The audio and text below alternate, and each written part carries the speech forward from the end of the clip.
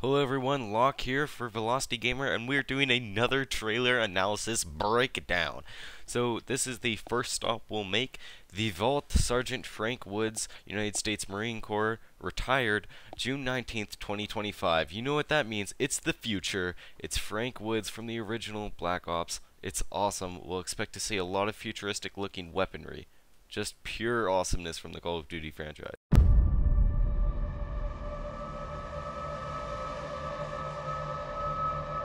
Aside from the fact that I'm still alive, none of this surprises me.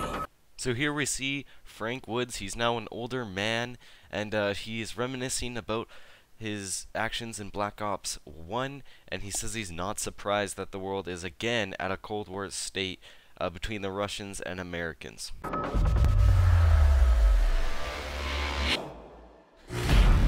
Here we see a new Harrier futuristic type vehicle. As you can see, it is just like a plane and a helicopter had a baby, and this is what came out. It would be an awesome kill streak to see in multiplayer. Let's continue watching the video. Technology got strong. So here we see the quad rotor from the FPS Russia videos. As you can see, it's just like in the video. It has the 4 propellers and a minigun. I apologize for stopping the video as he's talking. However, I want to get as in-depth as possible in this trailer.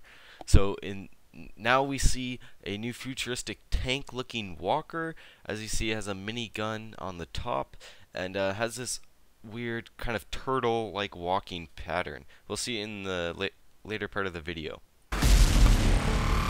So here we see a missile being launched. As Frank Woods said in the beginning of the video, another Cold War is happening. He's not surprised about it. Just I don't want to say normal, but a missile launching like we'd expect. But we got weaker. So what we see here is what seems to be a suicide bomber jet that we can call in. He mentions that they are unmanned air vehicles, so no animated civilians were harmed in the making of this game. Don't worry about it. They're all it's unmanned air vehicles kamikazing for you.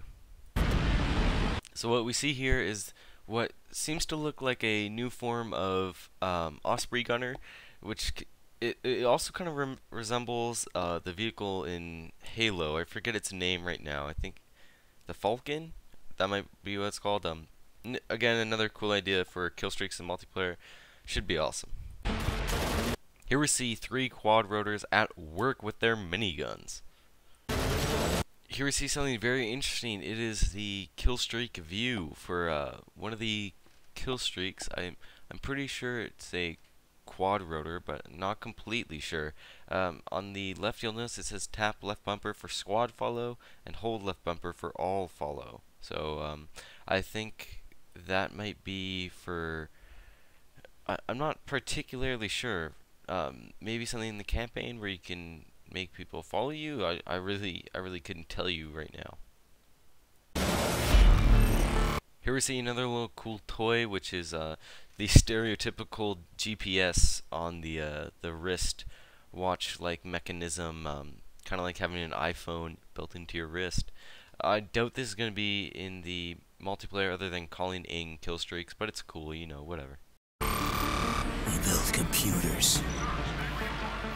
Robots. So here we get another look at the tank mech I was talking about earlier, and we also get this cool little remote control, I assume, robot thing that walks around. There's Sentry. There's one of them in Modern Warfare 3. It's just a little cool toy. Again, I think it's going to be a kill streak. Oh, unmanned armies, and no one ever asks. What happens when the enemy steals the keys?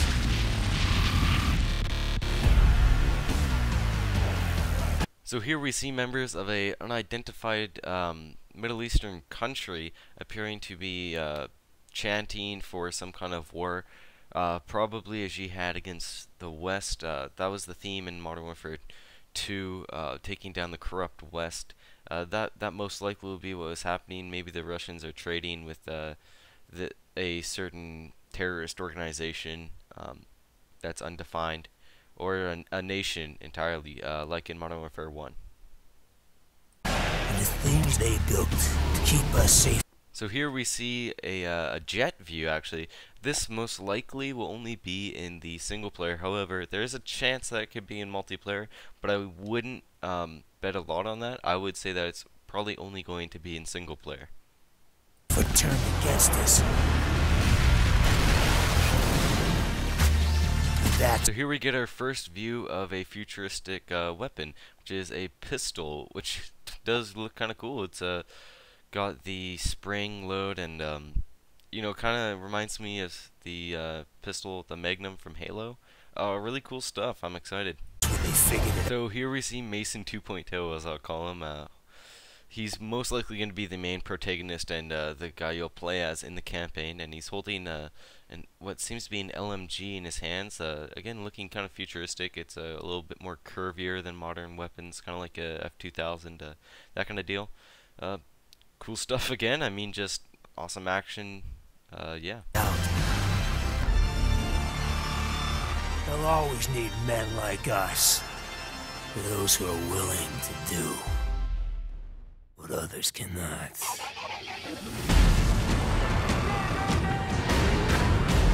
So here's another look at that turtle tank that I was talking about earlier. So yeah, you can just see it more clearly in scale to some soldiers. So here we get another great look at a futuristic assault rifle. It looks kind of like the XM80 or 60, I think. It was one in Battlefield Bad Company 2, and it's a prototype weapon that's being manufactured right now. So it's kind of cool to see that in game, and again another shot of our main protagonist in his tattooed armed glory. So this is something that struck me kind of odd. Apparently there's going to be a horse riding set piece in the campaign. Again, I doubt it's going to be in the multiplayer. Maybe a Spec Ops mission. Maybe it's the new snowmobiling like in Modern Warfare 2.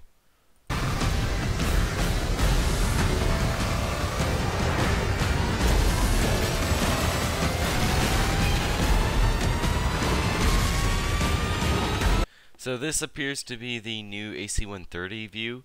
It might not be called an AC-130, but that's just my guess for, you know, it's the same idea, I assume.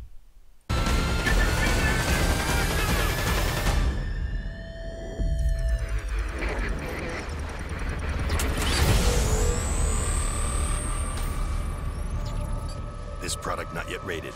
So there you have it, the Black Ops 2 trailer analysis by me, Lock4Velocity Gamer. Thank you for watching. Please rate the video if you enjoyed, and keep on gaming.